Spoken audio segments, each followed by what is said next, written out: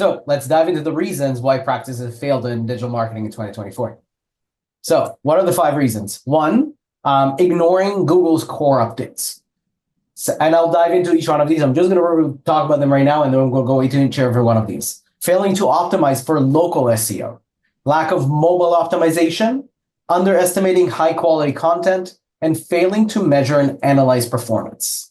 Let's go dive into them. Okay, reason number 1, ignoring Google core updates.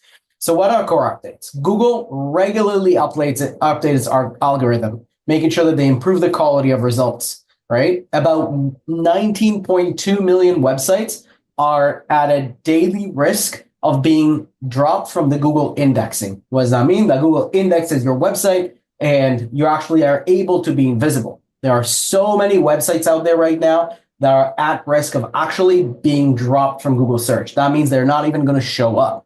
So in 2025, the focus is again the emphasis on the EEAT, experience, expertise, authoritativeness, and trustworthiness. All of those things will eventually build up your Google results, making sure that you are actually adhering to the core values Google has.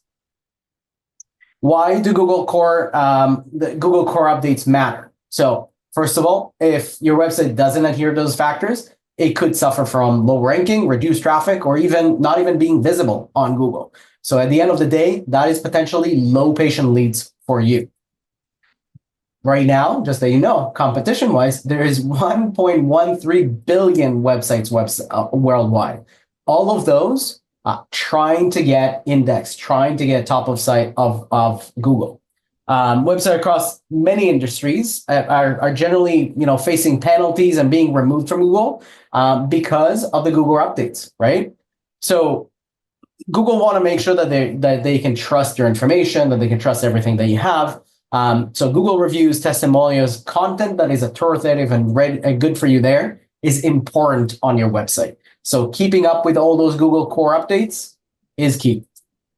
Amir, can I ask you, if your website's pre-2020, do you think that you're anywhere near this stuff? Sorry, I couldn't hear that question. If your website is pre-2020, do you think you're approaching any of this stuff? Probably. Kind of look at websites post-COVID, pre-COVID, and you can tell immediately when you click on it. The reality is that Google make changes, thousands and thousands of changes all the time, right? If your website is so dated to the fact that you haven't done updates, you haven't updated your articles, you didn't bring in more content, you'll see everything that we'll mention today. You're likely keeping on dropping down and down and down in that Google results, right? And at some point, you're probably even going to get dropped off Google. And that's the fear, right? Well, as Naren says, you could bury body on page 2. Yeah. So I love that saying of Naren's because it's true. Yeah. So thank you for that, because that leads us to this particular points of information. How do you stay compliant with Google updates? First of all, your content has to stay fresh. You continuously have to update the content. Make sure that it adheres to the requirements by Google. It adheres to everything that they're requiring you and not putting content that you're not supposed to. Focus on the user experience, specifically mobile experience, right? So making sure that when somebody comes to your website, they can easily navigate it, find the information that they want, whether it's on their phone, whether it's on their website. It has to work everywhere. Implementing structured data.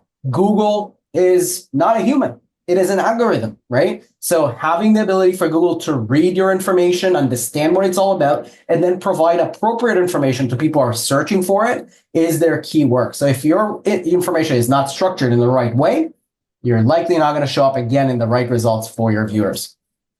Backlinks. So Google also look for that trust, but that trust is not just from those reviews. It's also trust from other people and other websites. So the fact that other websites direct people to your site, other places are directing people to come to your website, whether it's, listings for your website, all those kind of things, those backlinks are super important, because as you would experience, if I built a website and nobody talks about it, nobody knows how to get to it, nobody will do that, there is low trust in that website, right? So backlinks are really important as well. All right. A tip around that is, again, making sure that, you have some alerts around, any Google updates, and those happen all the time. Naren. Just a couple of quick points. I know Amir talked about Google EEAT. It used to be Google Eat.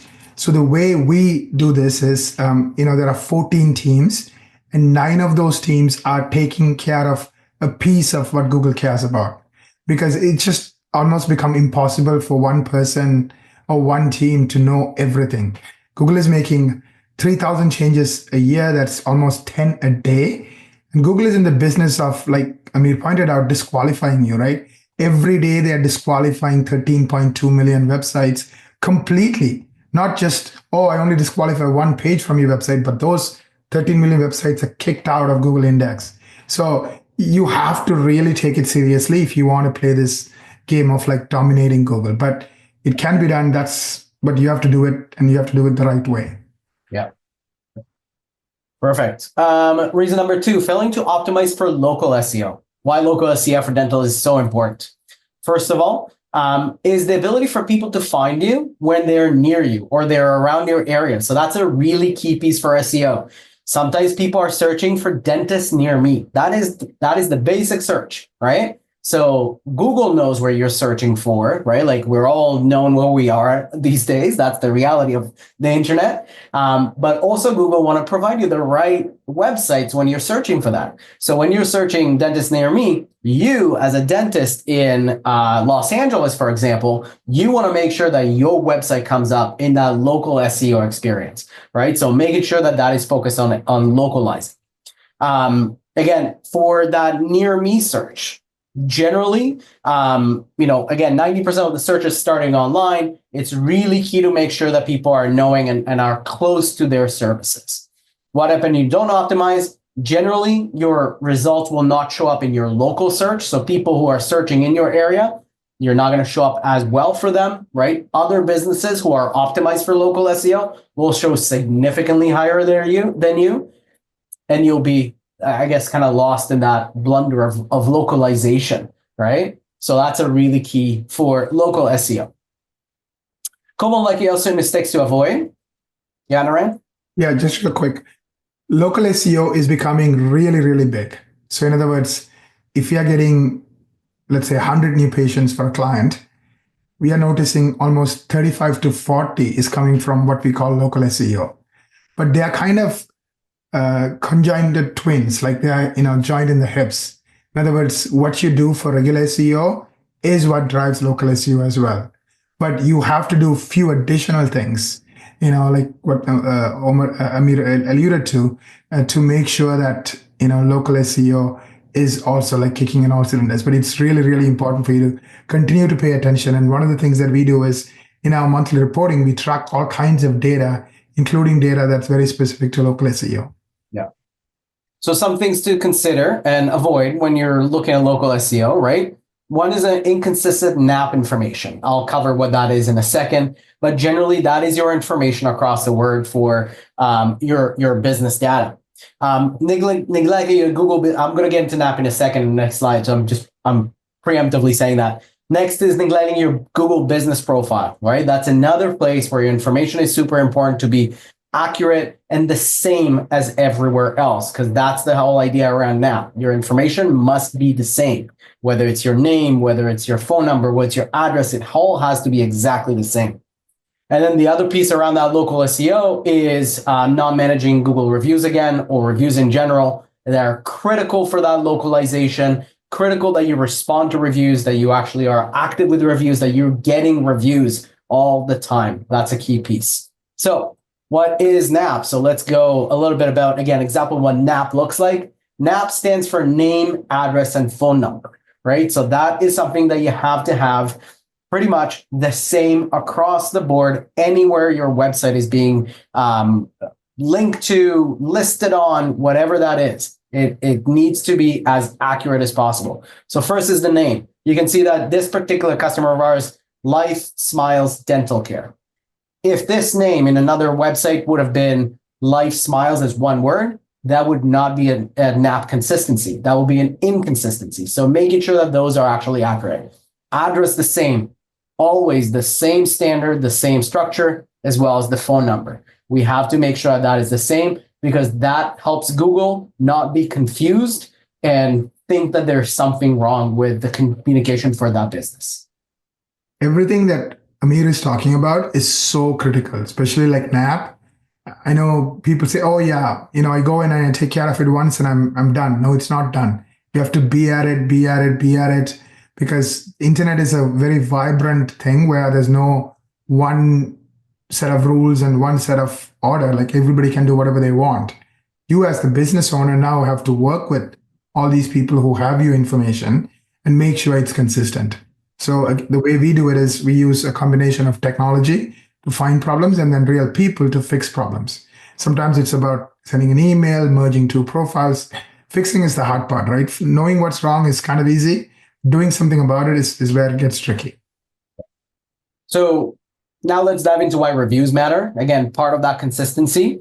They are the reviews and the consistencies eventually help you rank better on Google. So again, this is, for example, for, Life Smiles Practice. You can see that because of all the consistencies that they have, because of the positive Google reviews that they have, and the responses to those Google reviews, this particular customer is being seen more than 94,000 times and receives over 105 new patient calls per month, right? There are a lot of calls to the organization, but out of those, about 105 are new patients that are looking to book.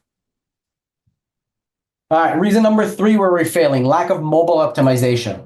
So as you already know, mobile is where people are moving to. About 62% of searches start on mobile these days, right? Everybody's on their phone. They're always on the go. They're finding things there. So you have to make sure that your website, your content is mobile optimized. That means that whether you have a website, it's optimized not just for the site, for the computers, and also for the phones, right? They have to be transitioning really well. They have to make sure that you don't have slow load time, hard to read text. Those can create frustrations leading to bounce rate. Bounce rate means people are leaving your website without doing anything and without converting, and eventually loss of patience. Okay? So those are key things around, again, that mobile optimization. How do you make mobile optimization? First of all, you ensure your website is automatically adjusted to any screen size. So that generally something that needs to be responsive. So if somebody, even on our website right now, I can pull and drag my website, it moves on its own. That's the same thing that it does with mobile. It's automatically going there. Next, what needs to be done is also compress large image and videos to reduce load time. Because again, phones are not computers. They're not as strong. They're very strong, but they're not as strong. So we got to make sure that things are moving quickly. Next is analyzing the website performance on mobile. So making sure that load time is under 3 seconds. And lastly, pop-ups can be frustrating. So making sure that you're not frustrating your users on mobile. If a pop-up goes all over the screen, super challenging. Always make sure that people can close those things if they want to. Some people will still utilize the pop-ups, which is very good. But at the same time, give that user a very easy experience for them to get what they want. Reason number 4 is underestimating high-quality content. Content is key. Content is king, right? We've been saying that always, right? That's the whole idea. Now, Google historically has always looked at just keywords as base. So they just search for specific keywords and they'll show up information. Now, what Google is doing is actually they're using more algorithms to actually understand content and utilize that to figure out what are the key searches that relate to it and providing users with exactly what they want from an information perspective. So having really structured, well-developed content for your website is key for making sure that Google actually sees that in the right way to show your business and the best results possible using your content. Now, what does that mean also for content?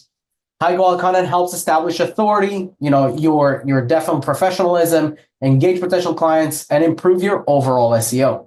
Google's generally rewards good content with higher ranking, and without good content, your website generally will rank lower, fail to engage visitors, and miss out on potentially converting patients. How to create content that works. So there are a few different things that we need to consider. First of all, your content should address the common questions that people are actually looking to get answers for from your business. right? Specific things about treatments, about cost, recovery time, insurance coverage. Those kind of things are really important for anybody in the practice. Using multiple formats. Not every user is looking to read an article or a web page. Some users love watching videos, graphics, all those kind of things. So really the interchangeability of information and thinking of all type of readers or viewers is really important. Content consistency, so posting regularly, making sure that content is updated and reflect whatever the latest trends are, right? That's a really key piece for your content, making sure that you're fresh, that Google always sees your updates, and you're eventually showing up at the best position possible. Now, we do get the questions about AI, obviously, right? So AI content and AI writers are, coming up, and a lot of people are starting to talk about them. Now, that being said, why do generally we don't recommend using AI for content writing, right? AI is very quick and easy, and it will do a somewhat good job. But AI has a lot of terms within there, like hallucination. AI, that's actually a term in AI, hallucination, where AI actually invents things, makes things up, right? That's the reality of AI. That's what it's supposed to do. So we don't go with AI from that perspective. We want to make sure that we're using human writers. Right? They understand your audience, understand the ability to engage authentic content, understanding SEO best practices, because again, your AI might not always know exactly what to do and what your practice needs, and can produce high quality content and continue to learn and adapt specifically to your business. Yes, Naren. Yeah, the second section of that paragraph literally says Google started punishing people who were using AI tools. So definitely, if you know anyone is doing this on your behalf, you need to run, especially when it comes to Google. I'm not saying don't use it for other reasons, but definitely don't use it for Google. Like, don't use it for SEO, because it will backfire and you will be penalized. And one more reason, you will be one of the 13.2 million sites that gets banned. So be careful with this stuff. Perfect. So reason number 5, failing to measure and analyze the performance, right? It's really important to know what our sites are doing, the information that is there. So measuring what's happening with your data is key for you to do consistently. You got to track, you got to know what every part of that strategy is driving for you and make sure that you can actually implement that. Let's go into some of the slides. What metrics you should be tracking on those things. First is the number of visitors finding you through search engines. Then it's where your website ranks for important keywords. The percentage of visitors that become leads or patients. And then also the percentage of visitors who leave your website after viewing only one page. So that's that drop-off rate, right? Those key things are really important for you to be more successful. So these are the things that you should be tracking. Now, some tools for actually tracking some of those things are including Google Analytics, right? So they provide detailed user behavior. So you can see what pages people visited, how much time they spent, what their flow of their, path through the website would have been. Google Search Console actually gives you some monitoring for search performance, right? How are you performing on search? Where are you showing up? And then SEO tools. So SEO tools will show you where you are on key keywords ranking and making sure that, again, those backlinks, all the audits are there essentially for your website performance. Always, make sure to set up regular performance reports so you can keep up an eye on the progress and adjust your strategy as you need it.